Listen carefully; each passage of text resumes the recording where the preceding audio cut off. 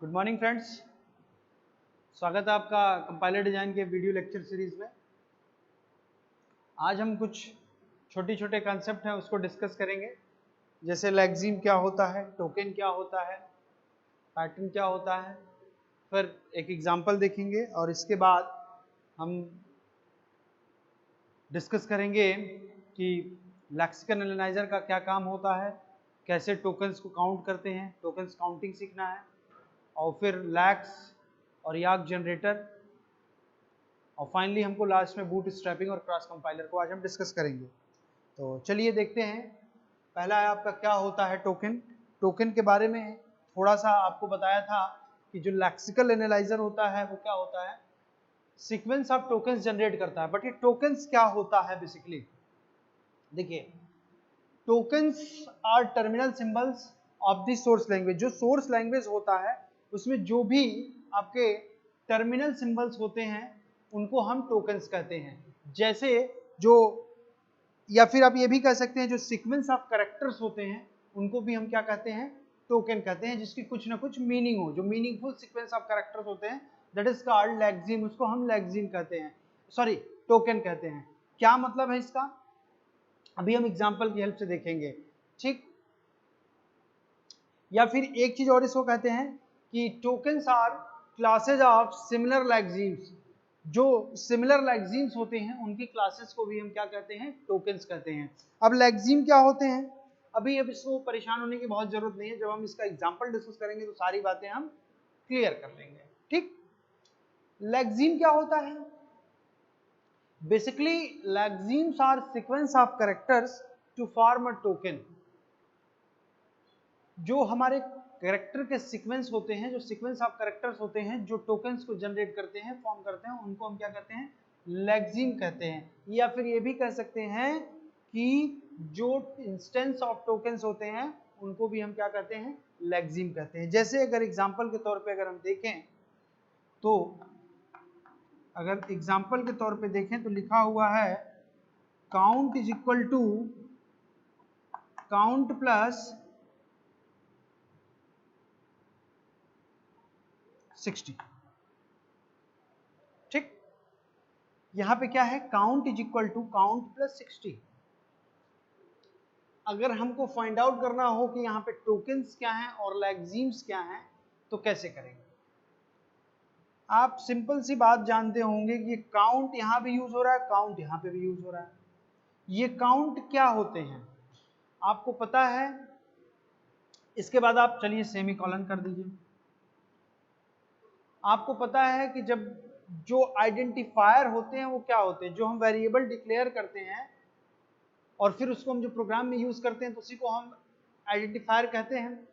Identifier आपको पता है कि कभी भी डिजिट से स्टार्ट नहीं होता है, या तो अंडरस्कोर से स्टार्ट होगा या फिर किसी करेक्टर से स्टार्ट होगा, ठीक है। तो count is equal to count plus 60 है, ठीक। तो काउंट यहां भी है, काउंट यहां पे भी है। यहां पे क्या क्या चीजें हैं, ये काउंट है, ये क्या है, इक्वल टू है। इक्वल टू क्या होता है, ऑपरेटर होता है। काउंट क्या है, ये भी आपका आइडेंटिफायर है। प्लस क्या है, आपका ऑपरेटर है। 60 क्या है, आपका कांस्टेंट है। और ये सेमीकोलन क्या है, आपका पंक्चुएशन है, या फिर बोल सकते हैं हम स्पेशल सिंबल है। तो अगर हमको देखा जाए तो यहाँ पे क्या क्या मिल रहे हैं, बेसिकली आइडेंटिफायर्स।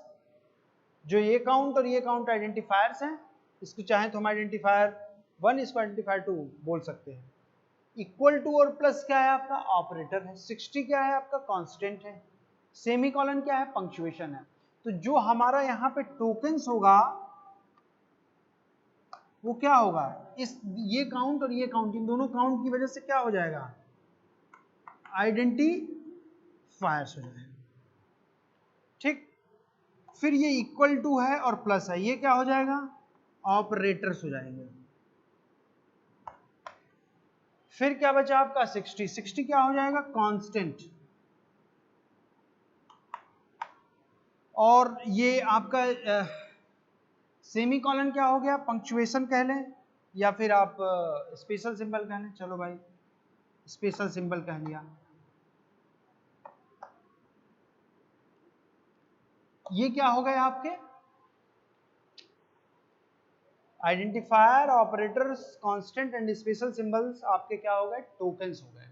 अब बात करें लेक्सीम की, तो लेक्सीम क्या क्या होगा? आइडेंटिफायर में क्या है, काउंट है भाई। आप देखो क्या है, tokens are classes of similar lexemes, similar lexemes. और लेक्सीम क्या है, लेक्सीम है जो specific instance of token, tokens के इंस्टेंस को कहते हैं। आइडेंटिफायर आपका क्या है, टोकन है। तो आइडेंटिफायर यहाँ पे कौन कौन से, count.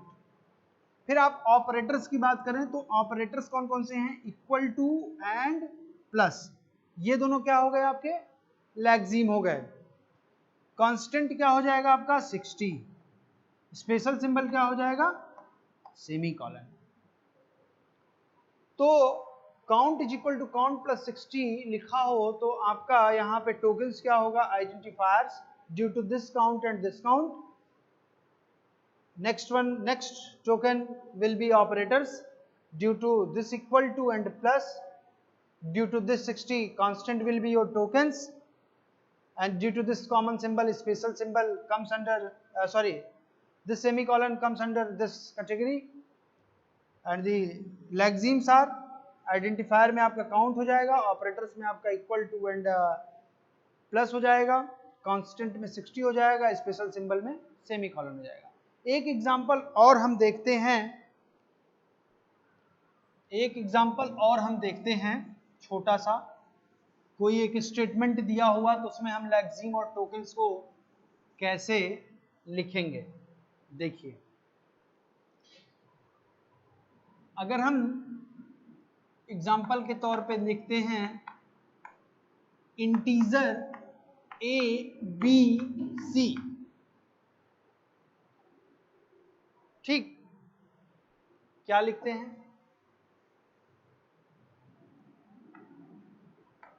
Integer A B C, ठीक।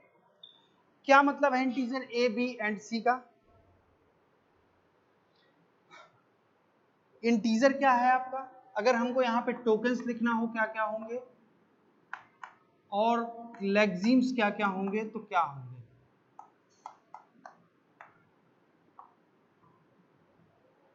यहाँ पे क्या क्या है आपका, इंटीजर A B C, ठीक। तो अगर हम बात करें इंटीजर की, तो इंटीजर क्या है आपका, आप सब लोग जानते हो सी में जो इंटीजर, कैरेक्टर, फ्लोट, ये सब क्या होते हैं, कीवर्ड्स होते हैं। तो टोकन्स, ये जो इंटीजर है इसकी वजह से टोकन क्या हो जाएगा, इंटीजर इज योर कीवर्ड, ठीक। अच्छा जी, ये A है, ये B है, ये C है, ये क्या है, ये आपके आइडेंटिफायर होंगे, आइडेंटिफायर 1, आइडेंटिफायर 2 एंड आइडेंटिफायर 3। तो टोकन्स क्या हो जाएंगे इसकी वजह से, आइडेंटिफायर्स, ठीक। इसके बाद ये कॉमा है, ये कॉमा है, ये सेमीकोलन है, या तो आप स्पेशल सिंबल कह लें या तो फिर पंक्चुएशन कह लें, ठीक है।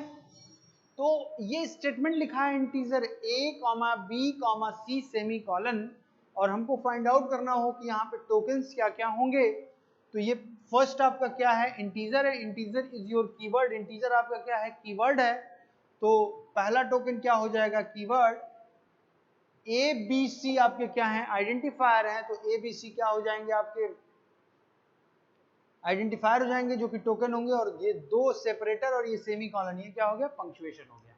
तो ये तीन यहाँ पे टोकन्स होंगे।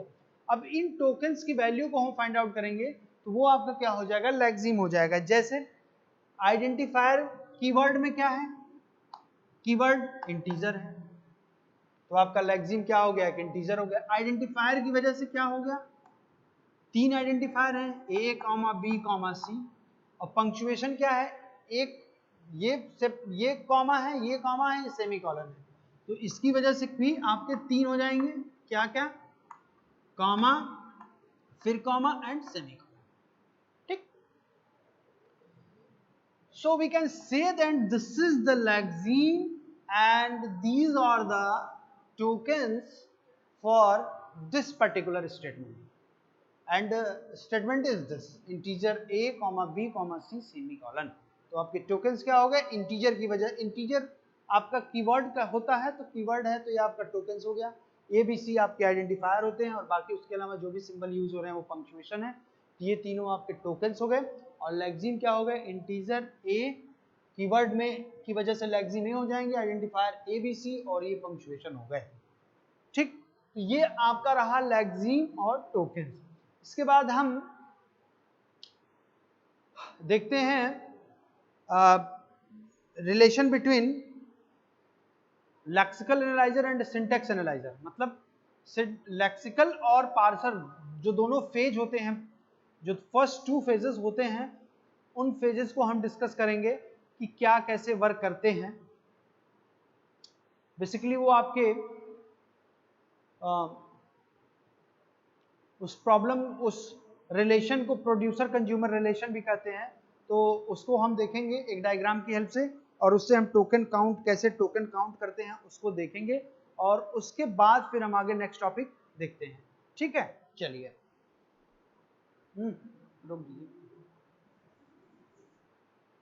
चलिए, ये हमारा नेक्स्ट टॉपिक है, रोल ऑफ लेक्सिकल एनालाइजर।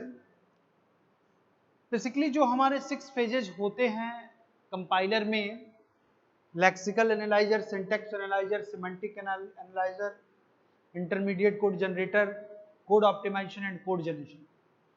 उसमें जो फर्स्ट फेज होता है हमारा लेक्सिकल एनालाइजर होता है।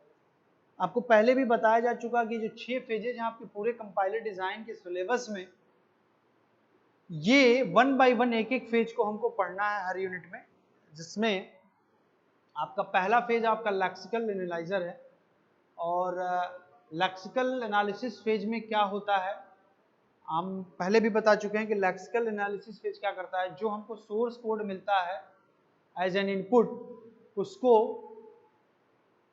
टोकन्स में कन्वर्ट कर देता है। ठीक, और वो जो टोकन्स में जनरेट करता है, टोकन जनरेट करता है, वो क्या होता है आपका नेक्स्ट फेज जो आपका पार्सर होता है, या आपका जो सिंटैक्स एनालिसिस फेज होता है, उसके लिए एज एन इनपुट काम करता है। जैसे ये आपका लेक्सिकल एनालिसिस फेज है, ये आपका पार्सर है, मतलब नेक्स्ट फेज है जिसको हम बोलते हैं सिंटैक्स एनालिसिस फेज भी। तो हमारा लेक्सिकल एनालिसिस क्या करता है, सोर्स प्रोग्राम को एज एन इनपुट लेता है और टोकन्स जनरेट करता है। ठीक, फिर ये टोकन्स जो जनरेट होता है, लेक्सिकल जो जनरेट करता है एज एन आउटपुट, वो नेक्स्ट फेज जो आपका पार्सर फेज होता है, जो सिंटैक्स एनालिसिस फेज होता है, उसके लिए एज ए इनपुट काम करता है। इसका आउटपुट इसको इनपुट मिलता है, और फिर फाइनली जो पार्सर है क्या करता है, पार्स ट्री जनरेट करता है। क्योंकि पार्सर जो सिंटैक्स एनालिसिस फेज होता है, उसका यही काम होता है कि जो हमको टोकन्स मिलता है प्रीवियस फेज के आउटपुट से, उसकी हेल्प से हम क्या करते हैं, पार्स ट्री बनाते हैं। ठीक है, कैसे बनता है इसके बारे में हम बाद में नेक्स्ट यूनिट में देखेंगे। और सिंबल टेबल आपको पता है कि सारे फेजेस से डायरेक्टली कनेक्टेड होता है, तो लेक्सिकल एनालाइजर से भी कनेक्टेड रहेगा और पार्सर से भी कनेक्टेड रहेगा। ठीक, तो कहने का मतलब यहां पे लिखा गया है producer consumer relationship between lexical and parser. ऐसा क्यों कहते हैं, अगर इसको कहा जाए जस्टिफाई करने के लिए, तो कैसे जस्टिफाई करेंगे, सिंपल है। प्रोड्यूसर का मतलब होता है जो कुछ प्रोड्यूस करे, कंज्यूमर का मतलब होता है जो कुछ कंज्यूम करे। ठीक, तो यहां पे देखिए लेक्सिकल एनालिसिस फेज क्या करता है, सोर्स प्रोग्राम को एज एन इनपुट ले रहा है और क्या प्रोड्यूस कर रहा है, सीक्वेंस ऑफ टोकन्स। क्या कर रहा है, सीक्वेंस ऑफ टोकन्स। और जो लेक्सिकल प्रोड्यूस कर रहा है वही जो है पार्सर के लिए क्या हो जा रहा है, एज ए इनपुट हो जा रहा है। यही टोकन्स इसके लिए इनपुट का काम कर रहा है। मतलब जो हमारा लेक्सिकल एनालिसिस फेज जो प्रोड्यूस करेगा, नेक्स्ट फेज जो पार्सर फेज है उसके लिए वो क्या करेगा, उसका आउटपुट जो ये प्रोड्यूस करेगा वो इसको क्या करेगा, कंज्यूम करेगा। तो आप इसके बेसिस पे क्या कह सकते हैं कि here lexical analysis phase is working as a producer and next which is syntax analysis phase or parser is works as a consumer, because lexical analysis analyzer क्या कर रहा है, टोकन जनरेट कर रहा है, और पार्सर क्या कर रहा है, उस टोकन्स को कंज्यूम कर रहा है। ठीक। तो इसी के बेसिस पे हम कहते हैं कि इस प्रॉब्लम को हम इस रिलेशन को प्रोड्यूसर कंज्यूमर रिलेशन बोलते हैं। पूछ देता है कभी कभी सॉर्ट जस्टिफाई करने को, तो आपको ऐसे जस्टिफाई करना पड़ेगा। अच्छा जी, चलिए एक बात और देखते हैं। सपोज हमारा जो ये फर्स्ट फेज है lexical analysis phase, tokens generate कर रहा है 1 सेकंड में, 1 मिली सेकंड में सपोज 100 टोकन्स जनरेट कर रहा है, ठीक। लेकिन जो हमारा पार्सर है वो क्या कर रहा है, 1 मिली सेकंड में सपोज 80 टोकन्स ही कंज्यूम कर पा रहा है, एज एन इनपुट ले पा रहा है। तो क्या होगा, ये अगर 100 टोकन्स 1 मिली सेकंड में जनरेट कर रहा, प्रोड्यूस कर रहा, बट पार्सर 1 मिली सेकंड में क्या कर रहा है, 80 टोकन्स को ही कंज्यूम कर पा रहा, तो बाकी 20 टोकन्स का क्या होगा, लॉस हो जाएगा। या फिर ऐसा भी हो सकता है कि लैक्सिकल एनालिसिस 1 मिली सेकंड में आपका 1 मिली सेकंड में 100 टोकन्स जनरेट कर रहा है, बट पार्सर को क्या है कि 1 मिली सेकंड में 120 टोकन्स की रिक्वायरमेंट है कंज्यूम करना कर रहा है। तो क्या होगा, 100 टोकन्स प्रोड्यूस कर रहा है लैक्सिकल एनालिसिस फेज, जो कि प्रोड्यूस करने के बाद पार्सर को दे रहा, बट पार्सर को क्या है कि 120 टोकन्स पर मिली सेकंड रिक्वायर्ड है। तो क्या होगा, पार्सर को क्या करना पड़ेगा, वेट करना पड़ेगा। क्यों, क्योंकि उसकी कंज्यूम करने की जो स्पीड है वो तेज है कंपैरिजन टू प्रीवियस फेज के जो प्रोड्यूस कर रहा है। तो यहां पे इन दोनों प्रोड्यूसर और कंज्यूमर, इन दोनों फेजेस के बीच के जो रिलेशन होते हैं, जो ये प्रॉब्लम आ रही है, कभी किसी केस में जब प्रोड्यूसर का स्पीड तेज है टोकन जनरेट करने का और पार्सर का स्पीड जो है टोकन कंज्यूम करने का लेस है, तो उस केस में क्या होता है, टोकन का लॉस हो जाता है। और अगर लैक्सिकल एनालिसिस फेज का जो टोकन्स जनरेट करने की स्पीड स्लो है और पार्सर फेज की टोकन्स कंज्यूम करने की स्पीड ज़्यादा है, तो इस केस में क्या होता है कि पार्सर को वेट करना पड़ता है। तो इस प्रॉब्लम को सॉल्व करने के लिए इन दोनों फेजेस के बीच में सिंक्रोनाइजेशन की रिक्वायरमेंट होती है। अगर सिंक्रोनाइजेशन दोनों के बीच में अच्छे तरीके से होगा, दोनों के बीच में अच्छा तालमेल होगा, तो ये प्रॉब्लम नहीं आएगी।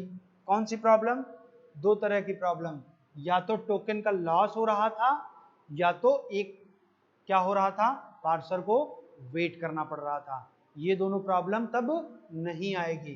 तो इस डायग्राम की हेल्प से हमने समझ लिया कि अगर कहा जाए तो लैक्सिकल एनालाइजर का क्या काम होता है, टोकन्स को जनरेट करना। अब हम आगे कुछ एग्जांपल्स देखेंगे जिसमें हम टोकन्स को, कोई अगर छोटा सा प्रोग्राम दिया हो और कहा जाए count the number of tokens, तो हम टोकन्स को कैसे काउंट करते हैं उसको हम देखेंगे इसके बाद।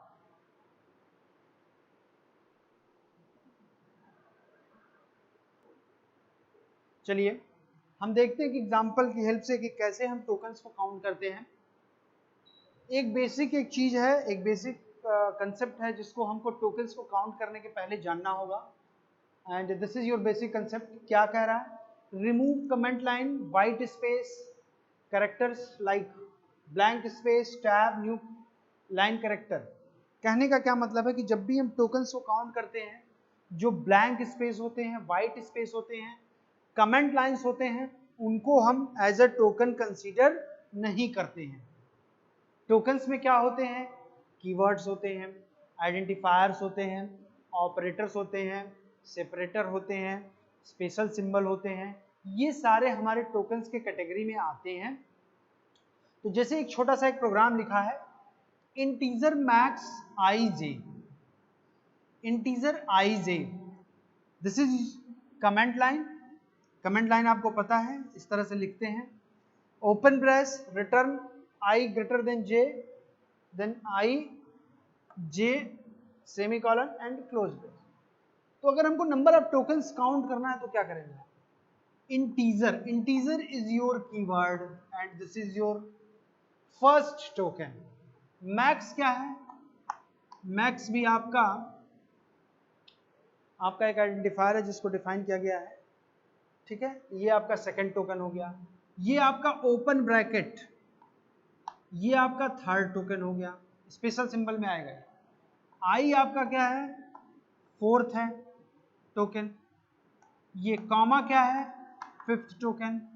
जे आपका क्या है? Sixth token. Closing bracket seventh token. Clear? Max और ये ओपन ब्रैकेट के बीच में स्पेस अगर होता है तो उसको हमको कंसीडर नहीं करना है, ये मैं पहले ही बता चुका हूं। फिर इंटीजर आपका क्या है? कीवर्ड है, ये आपका एर्थ टोकन।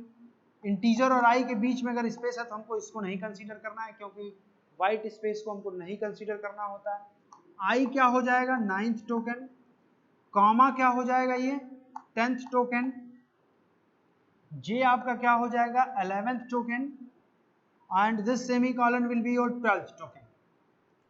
ये आपका क्या है? कमेंट लाइन है। कमेंट लाइन को हम कंसीडर नहीं करते हैं, रिमूव कर देते हैं, इसमें हमको कुछ कंसीडर ही नहीं करना है।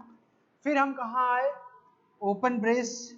ये क्या हो गया? 13 नंबर का टोकन हो गया, 12 तक यहाँ था। फिर रिटर्न क्या है? रिटर्न आपका एक कीवर्ड है जो कि 14th नंबर पे होगा। आई आपका क्या हो गया? 15। ये आपका एक ऑपरेटर हो गया ग्रेटर देन 16। जे आपका क्या हो गया? 17। ये भी एक आपका ऑपरेटर होता है, इसको बोलते हैं 18। आई को बोले 19, इसको भी ऑपरेटर बोलते हैं, यहाँ पे एक अलग तरह का होता है 20। J is your 21, this is your 22, और फिर आपका क्लोजिंग ब्रैकेट क्या हो गया? 20। तो फाइनली अगर हमसे कहा जाए नंबर ऑफ टोकन्स लिखने के लिए, तो number of tokens is equal to 23। ठीक, आई बात समझ में? तो ये आपका एक छोटा सा मैंने एक एग्जांपल कराया, ठीक है। एक और एग्जांपल आपका साथ ही साथ हम कराते हैं, उसको भी देखते हैं। आई थिंक इसमें कोई प्रॉब्लम नहीं होगी।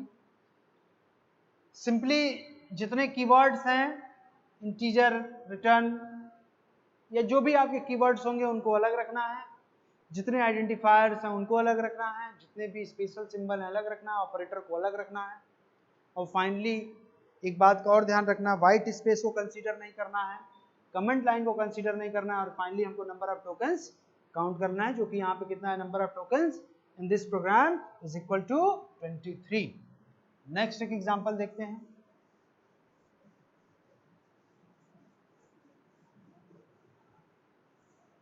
एक नेक्स्ट एग्जांपल और देखते हैं। नेक्स्ट एग्जांपल क्या है? सपोज अगर लिखा गया है इंटीजर आई जे, उसके बाद कहा जाए printf %d आई, सपोज यही लिखा जाए। नहीं नहीं नहीं, ऐसे नहीं करिए। %d इज इक्वल टू आई, और सपोज आप कोई प्रोग्राम लिखते हो,